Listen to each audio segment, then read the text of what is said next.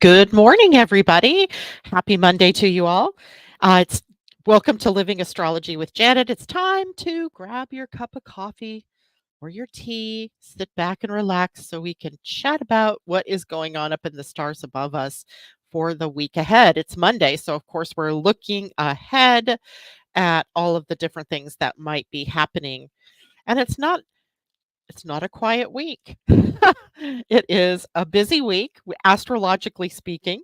And that means that we have a lot to get through today, none the least of which is the moon today having moved into Scorpio, and what that brings to us, because the moon in Scorpio brings us a certain amount of intensity to the week, to the beginning of the week anyway, for the next few days. Today is the Mercury conjunction to Venus.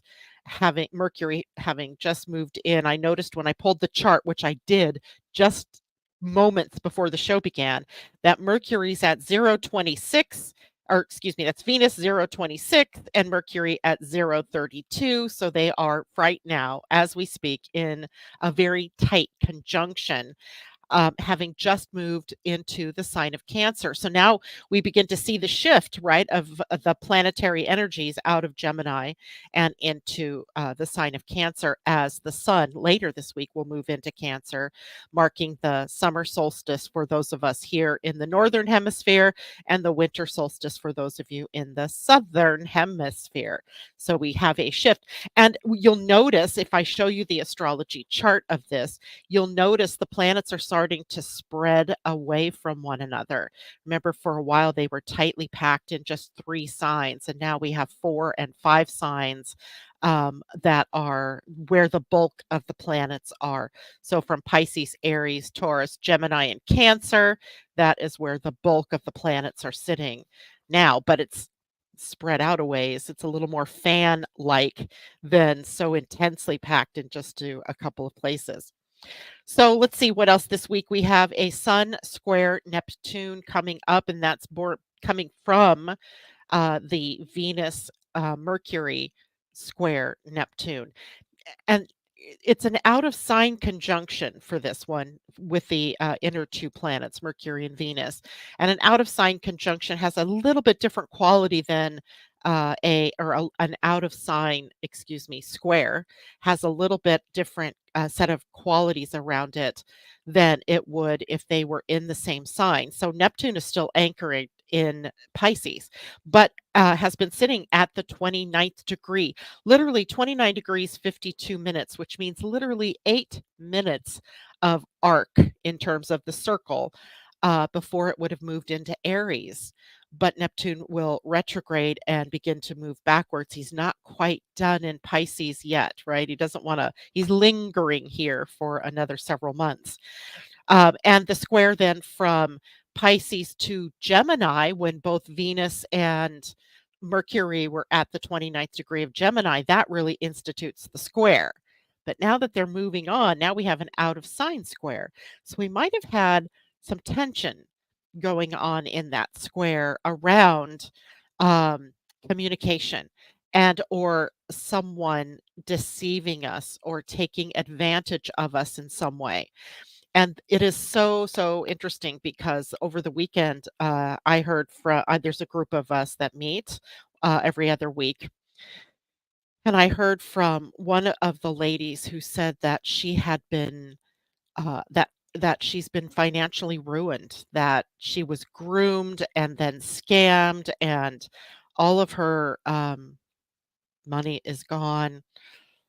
It was a terrible deception, and I don't know the details, but it's a very common thing to see happen when we have those squares going on from, say, Gemini to Neptune in Pisces, especially because, Gemini is communication and talking, and there is a certain level of I want to say manipulation, but I want to characterize it as trickster manipulation that can happen in Gemini.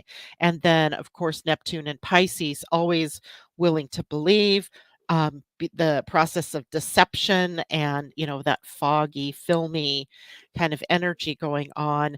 So it means that people can maybe more easily deceive us when we have that kind of square going on. So be careful about, don't take at face value what people say, at least for the next few days while this is, even though they've moved off into Cancer and broken the spell, let's say, of the exact square, it's still activated. So we might be approached by people who seem to be very nurturing, kind, compassionate, healing even, and then we get duped in some way by them. So be very careful still. Okay, be very careful.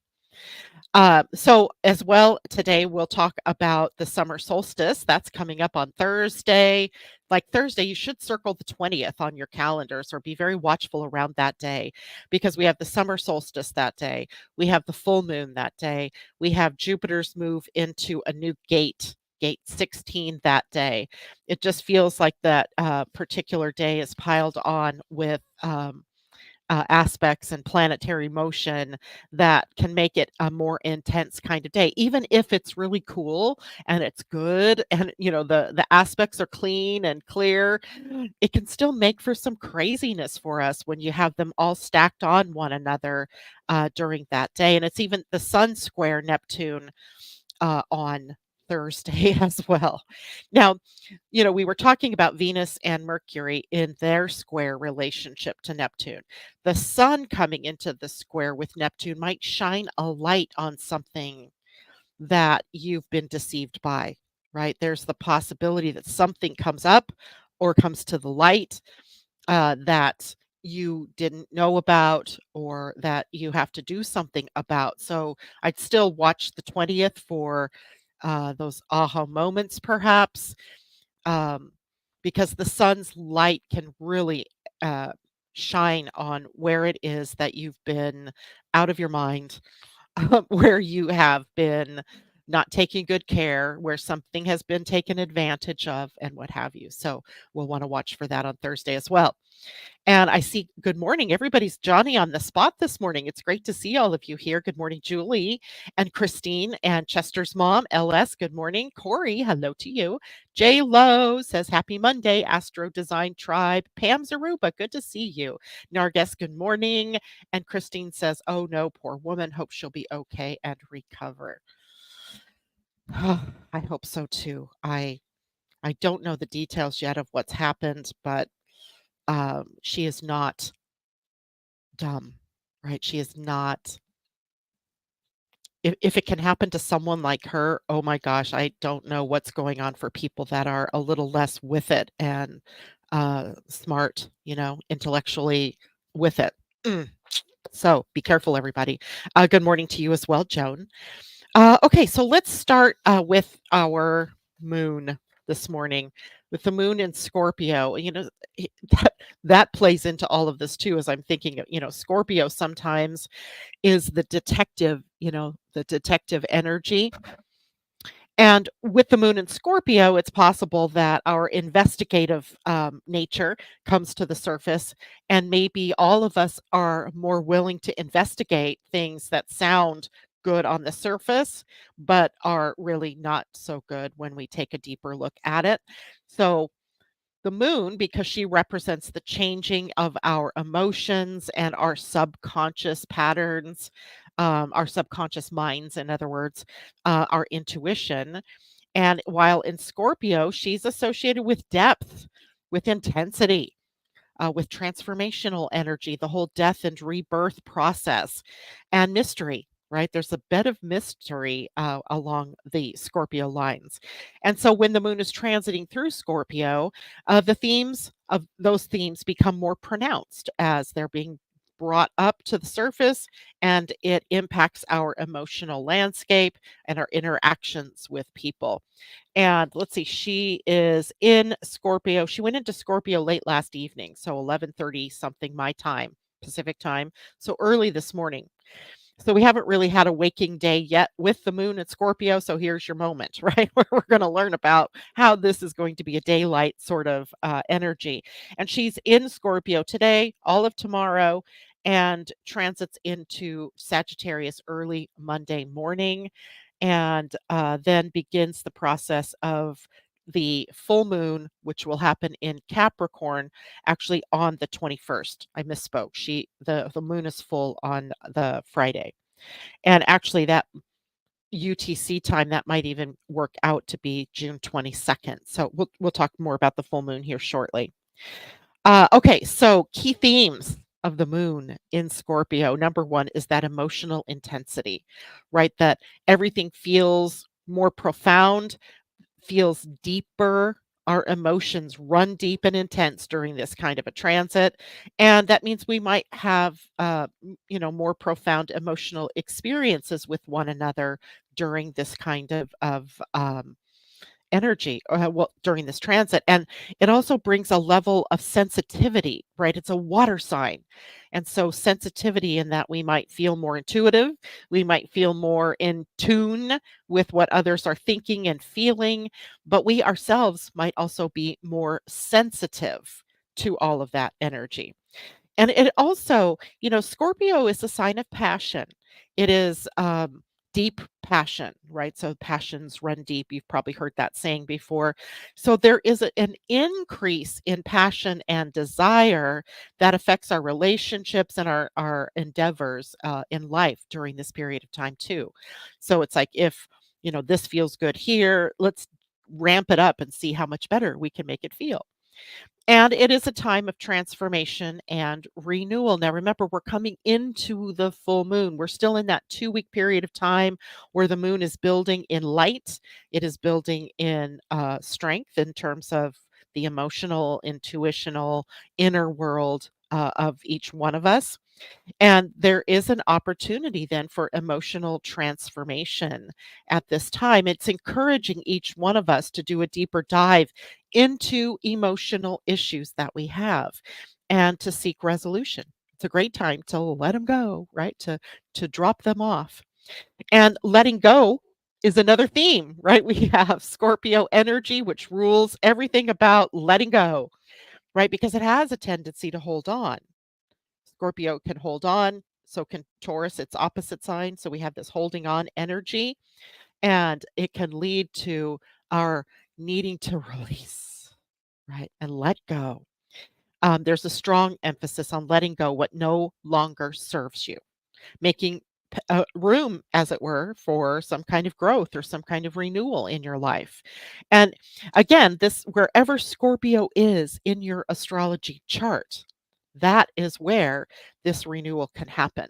All right. So it can be in any of the 12 houses. So it could be thematically a little different. It could be taking the letting go energy and applying it, say, to career and profession, or if it's in your 10th house, or maybe it's applying it to the transformation house itself, the 8th house.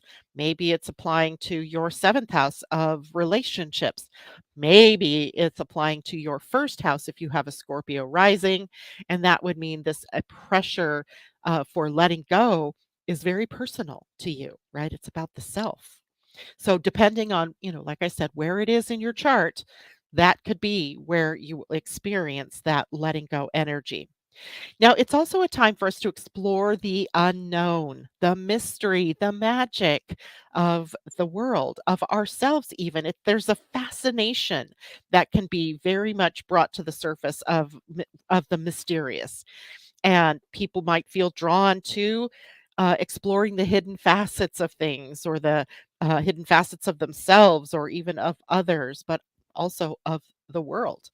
It's a great time for revealing truths, the time for uncovering them, unburying them, let's say, bringing secrets to light. Now, of course, that can also mean that sometimes those secrets that are buried so deeply we haven't wanted to see them, they can also come up during this time for healing, for processing, for releasing, for letting go. So, the influences here are about the emotional depth that we have, the powerful connections we may feel with one another between us and our relations.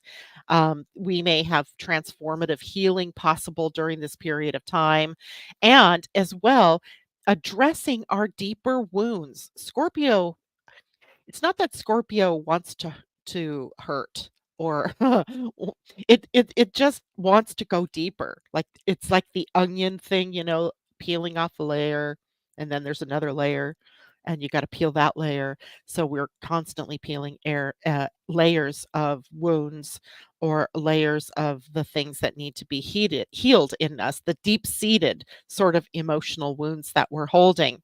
And this is regenerative energy. So I don't, even though I said it was like death and birth, right? The whole transformation process, death and rebirth, it's regenerative, right? Regenerative. This is also where we have heightened intuition, insight. It is enhanced by the moon being in a sign of water, and it provides deeper insights to us for our relationships with people. Trusting your gut instinct is going to be huge during these next couple of days. There's psychological insight as well, right? It might be we see the inner workings of our own minds. And so it's a time for depth. So it might, you know, clash with some of the Gemini planets. It might clash, which Jupiter is one of them there. Um, but it doesn't have to be a negative experience, but likely is a transformational experience. Now, this isn't like huge life transformation, although it can be, because this happens with us every month. Every month we have the moon transiting through Scorpio, and we have to watch out then for emotional overwhelm, right? Things can feel very heavy for us. Things can feel very difficult even. We want to avoid obsessing over things or being overly compulsive. We may experience trust and control issues, especially since we have the North Node, remember, sitting at the gate of control in human design. So we're already having to learn about self regulation. And in the highest expression of scorpionic energy, we have self mastery. So it isn't about hurting you or making you feel bad about yourself or anything like that. It's more about detoxifying, perhaps, unpolluting your energy fields by being willing to seek out the wound and remove it, right? To let it go, emotionally release. Right. So rituals of emotional release. I know like Joan out there, you must have your certification now for emotion code release work. That is huge during Moon and Scorpio, right? It's a great time because people are really feeling like there's something I need to release. Um, it might be a great time for meditation work or to do some really, deep journaling, accessing your subconscious patterns. Dream analysis. I would be surprised if people told me, I wouldn't be surprised if people told me they were experiencing weird dreams, water dreams, death dreams. All of that is a very scorpionic pattern. It is also a perfect time to use your gifts for divination, astrology, tarot cards, oracle cards, runes, all those things can help you access those deeper patterns while the moon is transiting through the sign of Scorpio. Woohoo! I see more people are jumping in this morning. Good morning, TD Hawk. Good morning to Patty. Good morning to Sly Guy, Grand Rising, beautiful people. And Catherine Worcester, good to have you with us. And she said, good morning from your resident Scorpio. So all of this must really have good meaning to you. And J Lo says, remember to smash the like. Woohoo! I like that. Smash it. Boom. So if you are on YouTube, you can hit the thumbs up button. You can subscribe if you've not yet subscribed to the Living Astrology YouTube channel. And you can also share those videos with friends or with your social media. If you are watching on Facebook, hit the like button. And then as well, do the share bit, right? Let people know what's going on up in the stars above. Okay. And thank you for that reminder, Lo. I love it. Uh, Patty, yes, love the fungi shirts, fungi. So, uh, my daughter has just gotten into sublimation printing on shirts and so forth. She's going to be helping me get um, coffee mugs like this, although it's not done yet, with living astrology on it. And those cups will be available for you. It'll say, grab your cup of coffee and join living astrology or some such thing as that. And she made this wonderful shirt. I'm sure you guys have heard the saying MILF, MILF, which is a naughty saying about mothers. I'd like to bleep, but she changed it to, let's see if I can grab it. Here we go. She made it like this. So it's, can you see? And then underneath it says, "Man, I love fungi." Because she is a nut when it comes to mushrooms. She absolutely loves mushrooms. Takes pictures of them, catalogs them, and stuff like that. So if any of you guys are out there and you're fungi lovers, mushroom lovers, let me know. And if you'd like, I can have my daughter make you a shirt that says MILF on it. Oh, Natasha, it is good to have you with us. Christine says she has natal Scorpio moon, Jupiter retrograde, Neptune retrograde, and North Node all in the seventh house. Do you think this has something to do with relationships for you? Seventh house, right? The interconnections, right? The agreements that you make with people. That's where a lot of this transformational energy is locked up for you. Or needing to be released for you, Christine. And I know you've been doing work all your life on these things. So maybe it's time to start to see the beauty and the wonder of having done that transformation. She Patches? I don't know. If she could put that on cups, she could put that on shirts, hats. So I would imagine she can do patches. Um, so I can ask her for you and connect the two of you. Good morning, Jolie. It's good to see you with us this morning. And TD Hawk says, I love that. All right. Well, I didn't mean to be drumming up business for my daughter, but okay. Right. So she has all these wonderful ideas. She is hugely creative, as I'm finding out now that she's going in all these different creative directions. Next on my list of astrology transits today is the transiting Mercury conjunct Cancer. That was exact when we came on air this morning, and it is at 0 degrees. So it is ripe with possibility. It's a karmic degree. 29 degree is a karmic degree, and it's about the culmination of all the experiences that you have had in that particular sign. What have I learned? What am I integrating? All of that. The 0 degree means it's something in a new sign. So Venus and Mercury now in Cancer, having culminated the Gemini experience, now moving on into the new experience of Cancer. So when these planets come together, so Mercury is the planet of thought processes, the mind, communication, as we've talked about many times. Venus is the planet of love and beauty, relationships, harmony.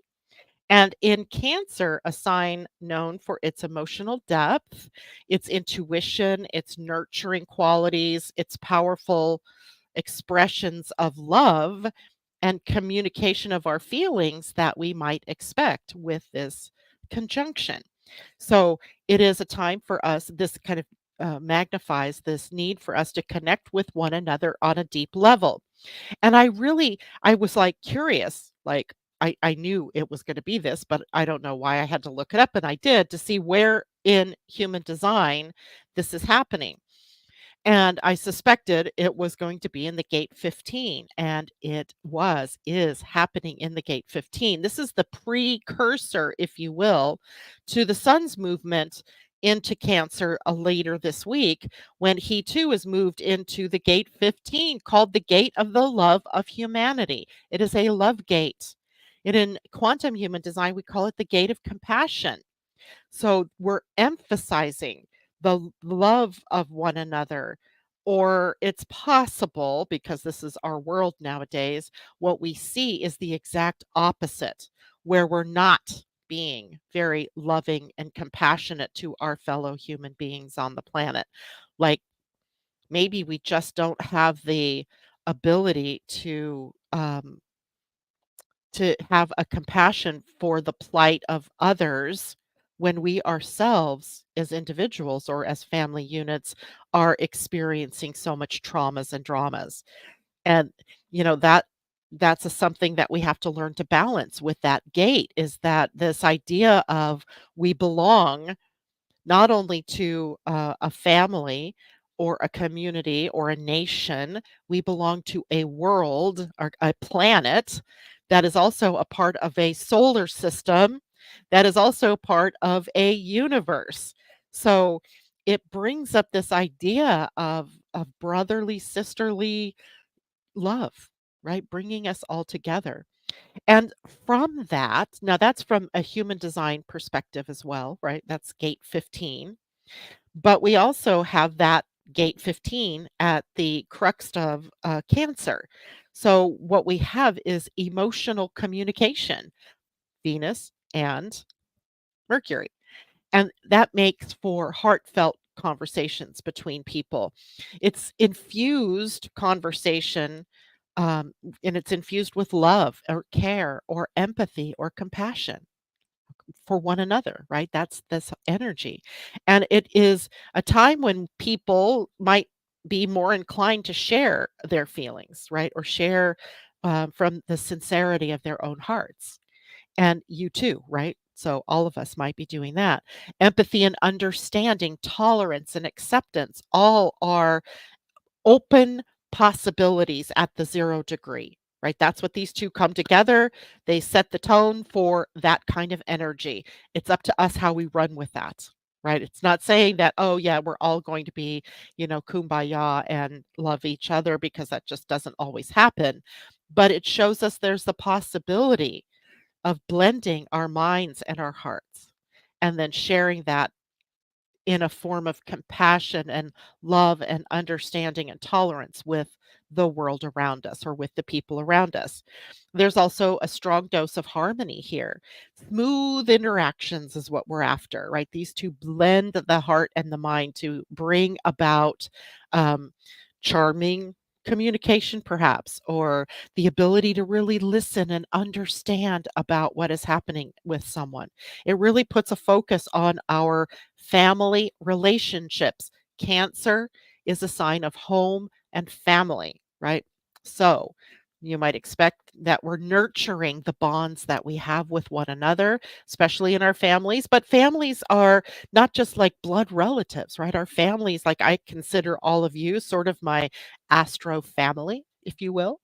I deeply care about what is happening to all of you, and I would be there, Johnny on the spot, if you needed me to help you with something. Sometimes it's people that are in families, but it's their neighbors who are really their family, or maybe it's a community that they're a part of. Maybe they're very deeply involved in the politics of their state or their community.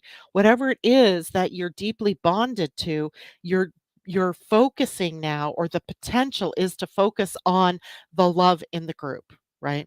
Certainly, I would expect that, we're all feeling more heart opened during this period of time. And, conversations then that we have with one another are built more on that loving communication, all right? Now, there is also deep emotional insights that can come to the surface here because Mercury rules the mind, and it is about our increased ability to understand and articulate sort of back to others what we're feeling. So, sharing on that emotional level. And we may be very much more easily attuned to what we are feeling as individuals during this period of time and be able to bring the words out to others about what we feel. And we can be able to do that in a very sensitive way, right? Taking care of the words that we choose, making sure that we're not, of course, with the moon in Scorpio, there is that tail of the scorpion that can come back and passive aggressively communicate. But by far and away, we're learning how to communicate with one another in a more caring way. But this also leads us to more creative expression. And creative expression because Venus is the creator goddess. In some ways, she's very much about the artistry of something, the creativity that goes into building something or writing something or creating an art piece, literally. So there's artistic inspiration, like the mind and the heart kind of come together and bring the intellect to the creativity. Kind of cool. And there's also more appreciation within each one of us during the conjunction, setting the tone, by the way, not just done today, but setting the tone for that ability to appreciate beauty and to, try to beautify the things in our lives. And that might be relationships, it could be our homes, it could be our, you name it, neighborhoods, our gardens, whatever it is, right? There's this beautifying thing going on. And as well, strengthening our relationships. Venus is very much about love and the love that we have between us as humans. So it's relationship, it's romantic, it's small gestures of love and affection that make us really feel like we're appreciated, right? So all the little things can have a significant effect now. Even just saying, I love you, I support you. If you need something, let me know. And it's a time for building trust and intimacy in our relationships, right? So doing the things that make us feel more trusted, but also, making sure that the people around us are trustworthy, that kind of thing. Um, Challenges to watch out for. Certainly, oversensitivity comes to mind. Being overly sensitive to what people say or to the energies around you. Some people are very, very sensitive to other people and what they're putting out, the vibe they're putting out, their auras. And being more sensitive might also mean that you have to stay away from those people that trigger you, right? Because you don't need to have emotional reactions during this time either. And that's one of the dangers here. Remember, we are in an evolutionary time where the solar plexus of the human design of your body graph is in a process of change. And we have not yet made that complete leap. That does happen in 2027.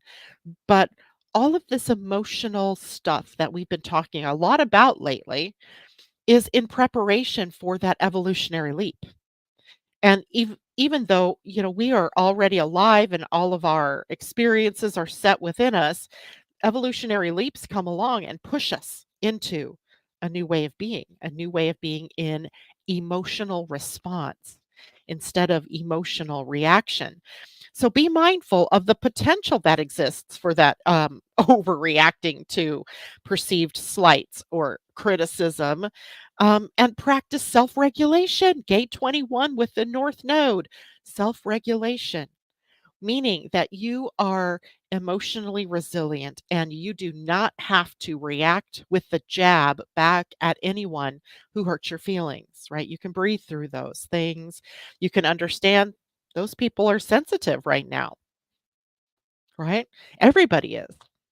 And avoid confrontations then, avoid conflict. Um, if you are avoiding conflict, though, just make sure that you're not suppressing your true feelings. Get them out in a journal, perhaps, or um, be gentle in how you draw the boundary around yourself, right? You could say to somebody, I'm feeling very, own your feelings, right? I'm feeling very hurt by your words. Let's call a truce for the moment and we'll take this up at another time. Right? There's nothing that says that you have to handle all the emotions in the moment, right? Because response is about what do I choose in this moment versus my knee jerk reaction to this moment. Okay. So again, we are in practice before we go through that evolutionary leap. All right. And then transiting Mercury and Venus at gate 15, it's really about the empathy and the compassion. That's the real juiciness here. The sign of Cancer is mothering, is nurturing, is loving, is compassionate. The gate 15 really shows us that this is um, a vital energy of our human design to be in love. Remember, there's four gates of love: the love of humanity, that this is on, the love of self, right? The love of the physical body or the physical world, and then the love of spirit. Those are the four love gates in our human design. And they really anchor us to love energy, right? So it's interesting to just watch how that moves in our human designs. So we have empathetic listening, we have compassionate communication, we have kindness in our expressions. The words that we choose, again, are very important. And then the tone that we use when we express those words, very important. So this also brings us into the concept of universal love, right? Universal love, the bigger love, right? The big love, the humanitarian concerns kind of love, the acceptance and inclusivity kind of love, right? It also brings a need for harmony and balance. When the gate 15 is kind of an interesting gate, and it is the gate 15 that Venus and Mercury are sitting at today and are in a conjunction at today. And the gate 15 is one that expresses extremes. I think of it as the sky is falling chicken little gate. And my husband has this gate defined. And so does his brother, by the way. You're a twin, so you guys have the same gate. And it's a tendency to go to the extremes, right? When triggered by something. So an overreaction. So we need to balance the extremes of life as they come up, promoting that moderation, that stability in our behaviors and in our relationships and in the things that we say. Sometimes the 15 can get carried away to the extreme side of things, then has to come back into, okay, the sky isn't falling. This isn't the end of my life. This isn't the end of my fill in the blank. It can be one where we use compassion toward ourselves as well as to our fellow human beings. Okay, gate 15, oversensitive. Same thing as with Cancer, right? These go hand in hand. Don't take things personally. Try to stay in this neutral space with your emotions. Um, Passive aggressiveness. Yeah, that's another one to me that comes up a lot with this. Passive aggression is a way of avoiding direct contact or direct conflict, let's say. So I'll just sort of go around, the subject and say things that are designed to, be sort of passive aggressive. I'm not coming right at you and saying you suck, but I'm going to say, that somebody left all of the shoes out on the, floor and didn't pick them up instead of saying, you all need to pick up your shoes and put them away. Right? That's stupid little example, but it works that way. Okay. Questions. How's everybody doing out there? Uh, my Scorpio. Okay. So TD Hawk, Scorpio's in the 10th house of Sag with Sag. Wait. In, my Scorpio is in 10th house. Okay. And Neptune South Node. So you have some potential for needing to be very clear and to make sure you're not being taken advantage of by others. It sounds like, Tamara. Pauline, good morning to you. Hi, upcoming. Oh, thank you. I wasn't going to mention this. Yesterday, we were in Friday Harbor, which is San Juan Island, and it was Father's Day. So we were celebrating the fathers, and we went over to my son's house. And I didn't expect them to remember. Well, I knew they would remember it was my birthday, but uh, it was kind of funny when a cake came out with candles on it, and, I was like, "It's not my birthday today." And they were like, "But we won't see you on your birthday." So thank you, Pauline, that is really nice. Chester's mom says, "I am a Sag rising." I love it. So you have Scorpio then in your 12th house, as we were talking about Scorpio. So for you, that is an unconscious mind dump that happens. Every opportunity when is like dumping the unconsciousness when the moon is moving through Scorpio. Pauline, moon in Scorpio. Hope it's higher purpose viewed. Yep, you could, that's the cool thing. You guys get to choose how you're going to express any of these energies. There is no rule that says the negative is how you're going to show up in this, because it's up to you. Now, it does say that there might be things that act as triggers to your feelings being hurt, or a slight that, or a conflict that comes up, but it's up to you how you decide to respond. It's hard to remember that in the heat of the moment. Trust me, I know. But we could do it, right? We don't have to cut people off at the knees just because we perceive a slight or some kind of, hurt. Um, so just remember, be in love, love energy. All right. Now, another important thing happening this week. We haven't even gotten to the full moon yet. I'm trying to push a lot of stuff into today because on Friday I have Pia and Cullen with me from the Pleiadian Earth Energy and Astrology. And I love to be able to save time for them to be able to talk about their stuff, so that means a lot of the astrology human design doesn't get brought out. That's important. So that's why I'm kind of bringing a lot of stuff in this morning.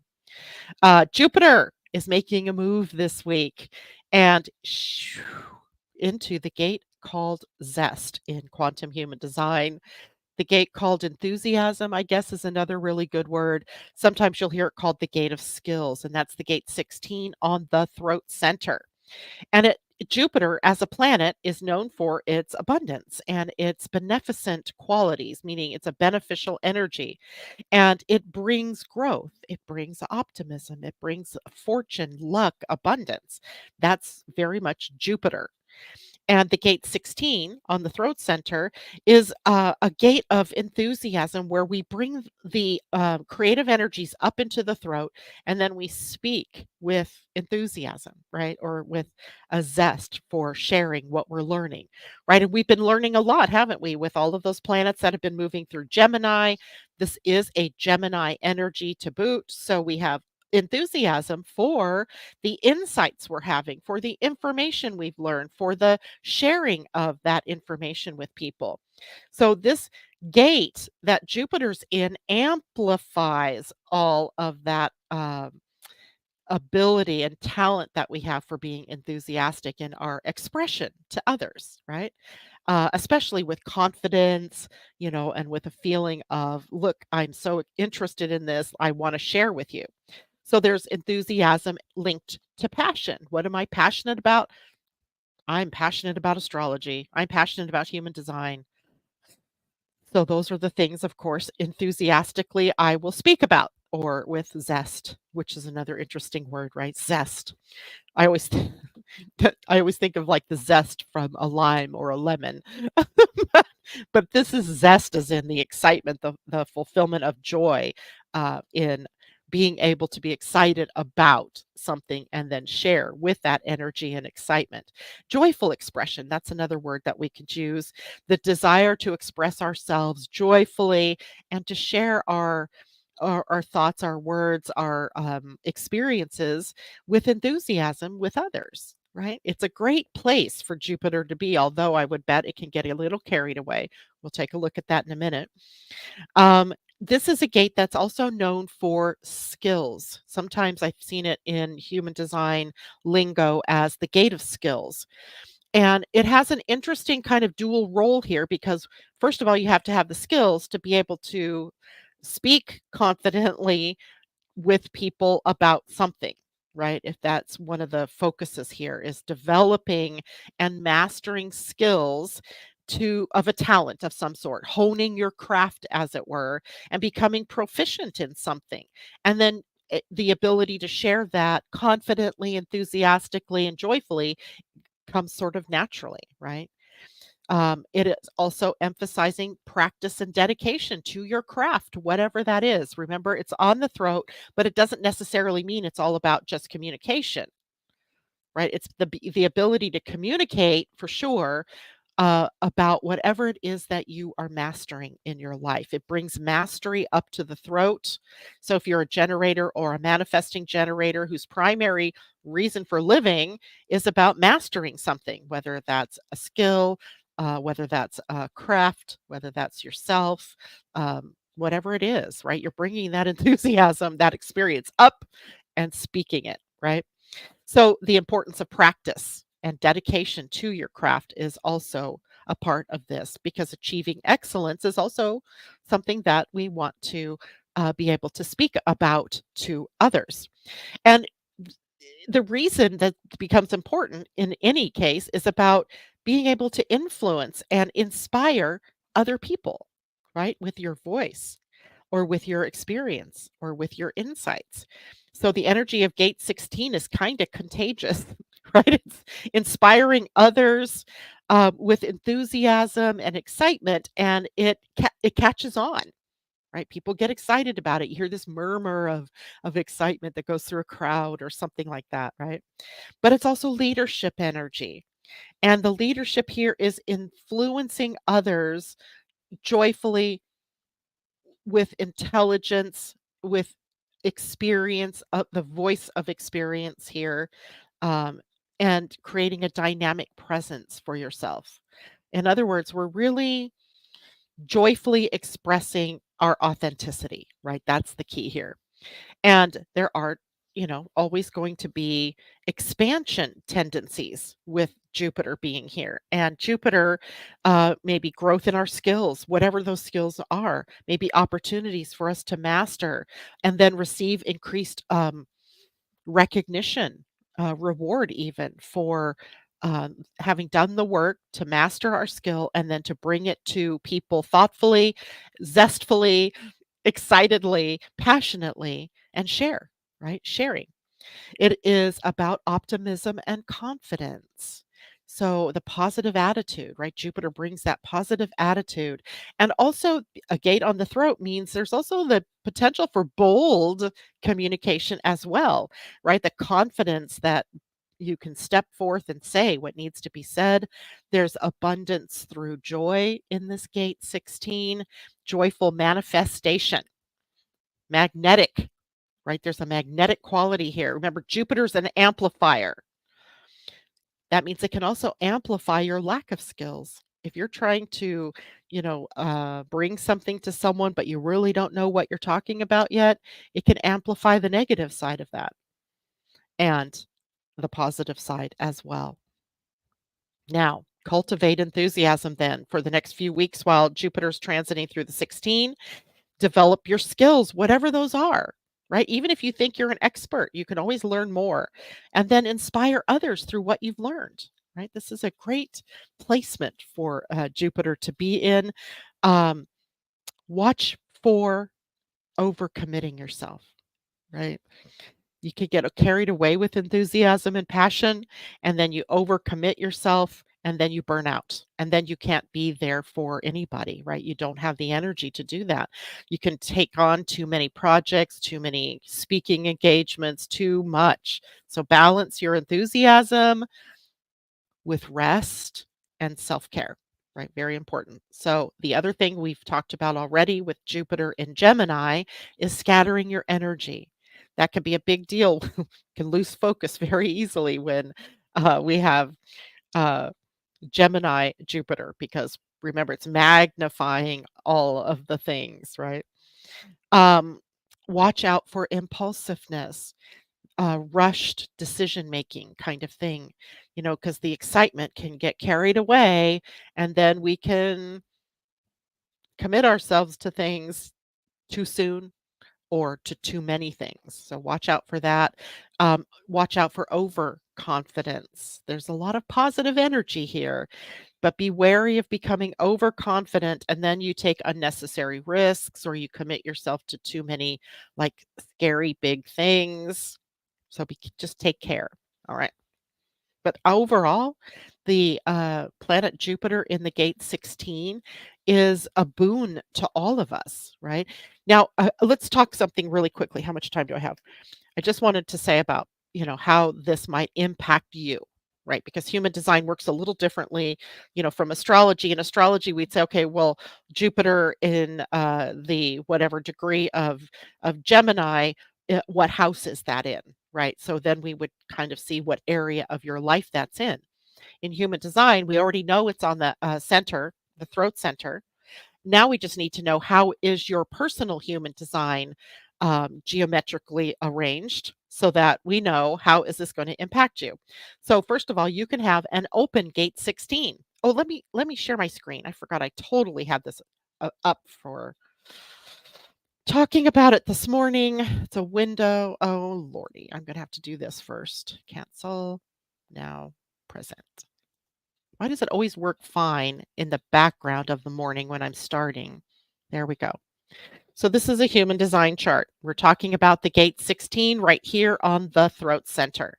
Now, as you're looking at this is definition in the gate 16. It means that a planet is sitting there and it's like turned it into a different color or it's brought, color to that particular gate.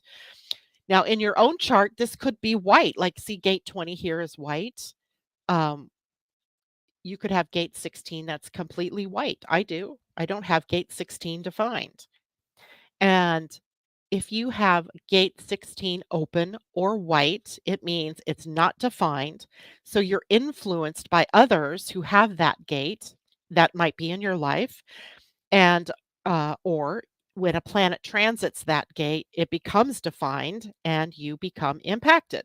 So in this case, enthusiasm, zest, and joyful expression, which is often brought to you by other people and you kind of catch on and get excited, is naturally this week yours, or for the next several weeks, yours. So we're all very enthusiastic, right? That coming up. If you have this gate defined already, like let's just say this is your chart, you had this defined already, it's colored in, whatever planet is there is now being joined by Jupiter. So in human design, we'd say, or in astrology, we'd say you have a conjunction now of Jupiter to whatever planet it is that you had there by birth. So this could be any planet, and it's amplifying then the energy of the other planet as well as Jupiter. So you're the ones that are going to watch for the overexpression, right? Or the over enthusiastic, over committing energies, because now you'll have two planets activated at the same time in the same place. So gate 16. All right. And then I just wanted to show you where the gate 15 is. That was where the Mercury-Venus conjunction is. It's also where the summer solstice comes in at the gate 15 and the gate 10. And this is the gate of the love of humanity or the compassion for humanity. And then gate 10 is a gate of self love, right? So when we get to the solstice, that is what we're working with. We're working with this energy of love. And every season is like this, right? When we get to every season, we have a combination of either the love of humanity and self love or the love of the physical and the love of spirit, right? Those combinations come up every turn of the seasons, right? So when we get to, for example, fall, I'm not rushing the seasons, by the way. We're just getting to summer. But in the fall, we'll have the 46 and the 25, right? And so it's an interesting thing to think about that every season affords us the opportunity to bring more love into our lives or to become more loving of ourselves, of our bodies, of the earth, of humanity or other people, and or spirit, right? So we have lots of opportunity. So it sets the tone. So the summer solstice or winter solstice, if you're below the equator, is going to bring us this option to bring in more humanitarian sort of love and more self-love. Like, think about, how if you don't love yourself, do you really have the capability of loving others fully, right? They have to go hand in hand.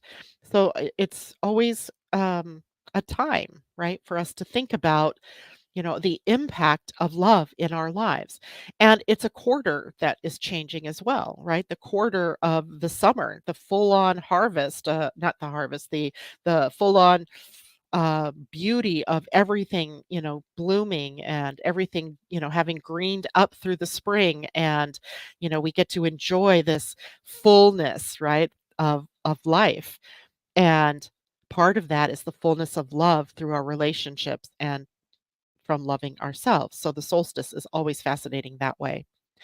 The full moon in Capricorn coming up on, like I said, the 21st. If you are, let's see, it's at 6:08 p.m. So that's West Coast time, which means, is this West Coast? Yes. So 9 p.m. for those of you on the East Coast. So it'll be those of you in Europe that will have it likely 9, 10, 11, 12. It'll be midnight. No, UTC's 4 or 5 hours further.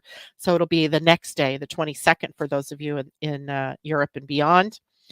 Um, and the key themes of a full moon in Capricorn are going to be about the need for us to balance and harmonize our work and career, the Capricorn side of things, with the Cancer side of things, Sun in Cancer, Moon in Capricorn, which is home and family versus work and career, right? We have to find that median road. Remember, a full moon always shines a huge spotlight on something, right? It's a reflection of the sun, of the outer self that's really coming to light.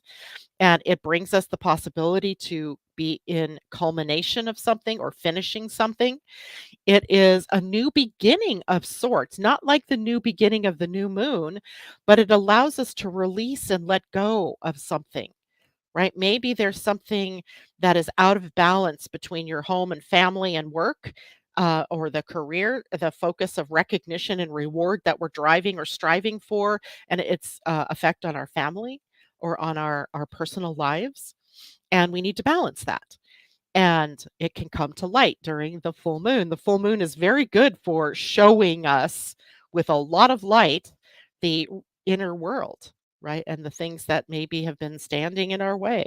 It's a time for manifesting your goals, really manifesting. Capricorn is ruled by Saturn. So there's a connection to the get her done energy, right? Let's take the step, take the next step, work it through, do it. But on the other hand, we also have to balance things in our family, self nurturing, loving ourselves, loving others. And it's a time for looking at your foundation. What is on your foundation? The moon in Capricorn has a knack for stability, for especially emotional stability, but also, taking a look at how stable are your emotions as it relates to anything in your life. How stable are they?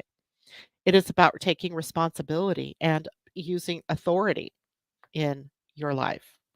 It is about balancing emotion and practicality, right? Moon and Capricorn. So that means maybe emotional resilience, strategic thinking. And I know I'm going fast here, and I'm probably going to end up putting out an article on the full moon this time since I can't spend as much time.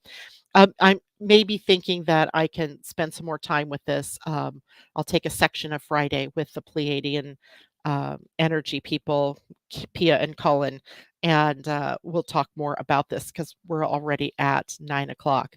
But just know this was a significant full moon, and interesting because Pluto, the full moon is at 1 degree ish of Capricorn, Sun at 1 degree ish of Cancer, and Pluto at 1 degree ish of Aquarius. So we have 3 1 degree planets. That means they're all activating at the full moon. So I think I do need to spend some more time talking about this on Friday.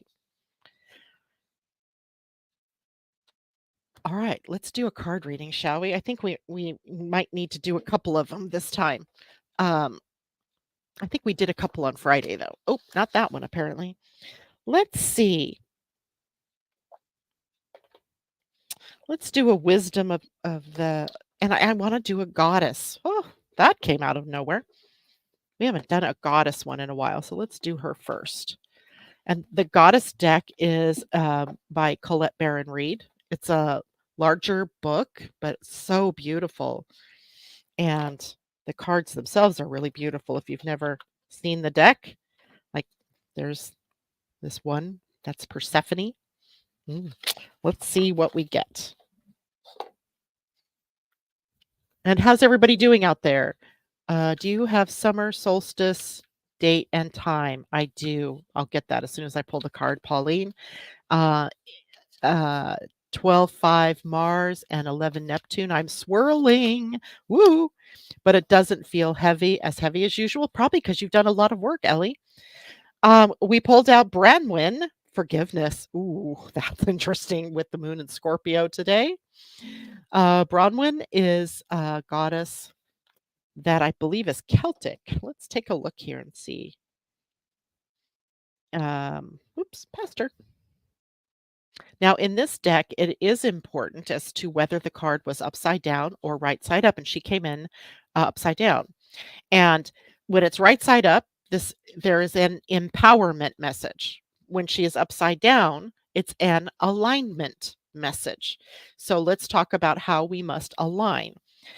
So first of all, we have she is a Celtic goddess, and she says, Bronwyn forgave those who caused her own death by a broken heart. She asks you to set yourself free from the seeds of resentment that will surely choke the life out of your dreams. And when we have to do the alignment, it's sometimes we unintentionally cause hurt or pain to others. Sometimes our motive really is to hurt. Now is the time for self inventory and making amends. Your alignment task is to be 100% accountable for your thoughts, feelings, beliefs, motives, and actions. You are not doing this, however, to experience forgiveness from someone else or even for yourself. It's to have the strength and the fortitude to be accountable and take responsibility for your actions.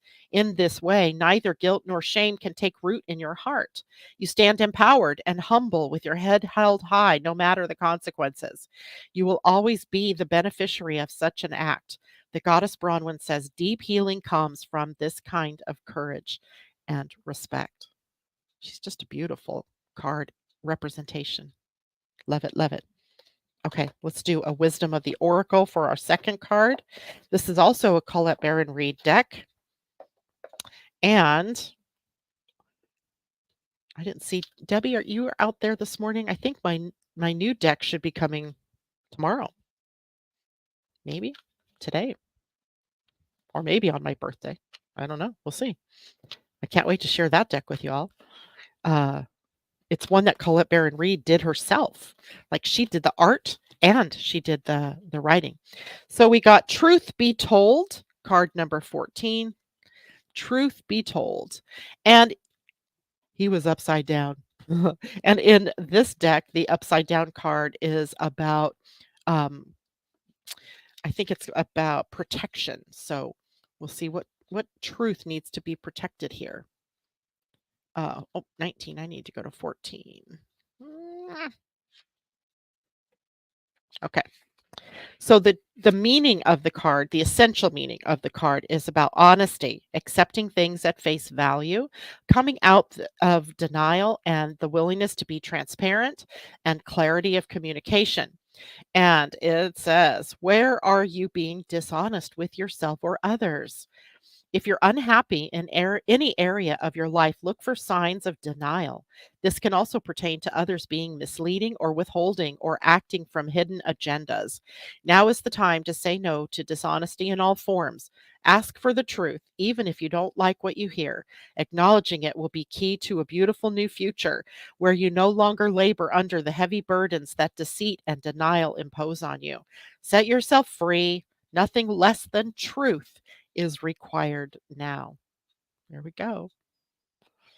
That is, these cards actually bring up another facet of the whole of the energy of this week. So that's kind of interesting, right?